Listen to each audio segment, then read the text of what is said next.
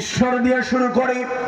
যদি আপনি ঈশ্বরকে বলেন, এই শব্দটি একটু ভাঙলে তার অস্তিত্ব থাকে কিনা, মৌলিকতা খুঁজে পাওয়া যায় কিনা।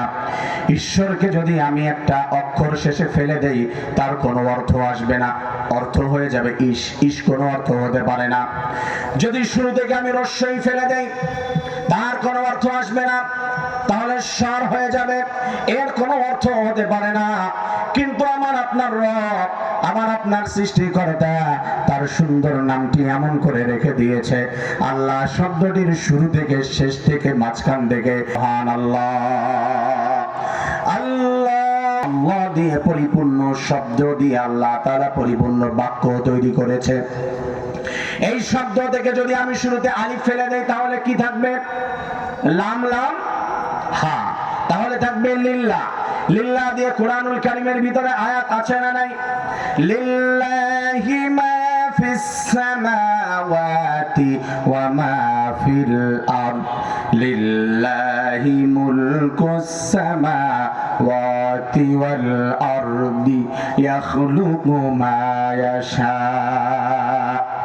লিল্লাহ দিয়ে কোরআনের ভিতরে আয়াত পাওয়া যায়।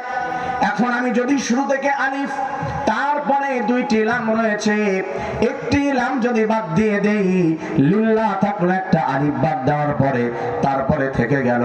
যদি লাম ও একটা বাদ দিয়ে দেই, থাকে কি? লাম এবং হা, তাহলে হয়ে যায় লাহু। বলুন তো কোরআনের ভিতরে লাহু দিয়ে আয়াত আছে না নাই? লাহু মাকালিদুস সামাওয়াতি ওয়াল আরদ। আমার প্রিয় ভাইরা, এরপরে আমি শর্ট করে সামনে চলে যাই। যদি লামটা বাদ দিয়ে দেই, আলিফ বাদ দিয়ে দিলাম, দুইটা লাম, একটি বাদ দিয়ে দিলাম, পেয়ে গেলাম।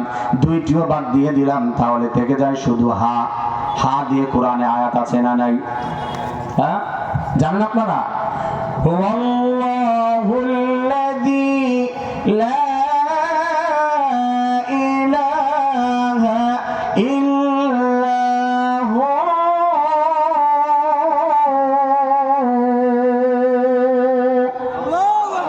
আর আসতে বলেন আল্লাহু আকবার।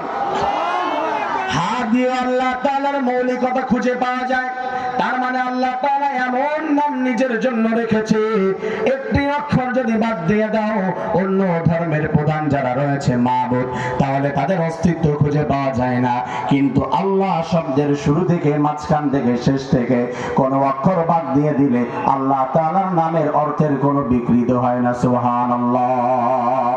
আমার সম্মানিত মুসলিম ভাইরা, আল্লাহ রাব্বুল আলামিন পরবর্তীতে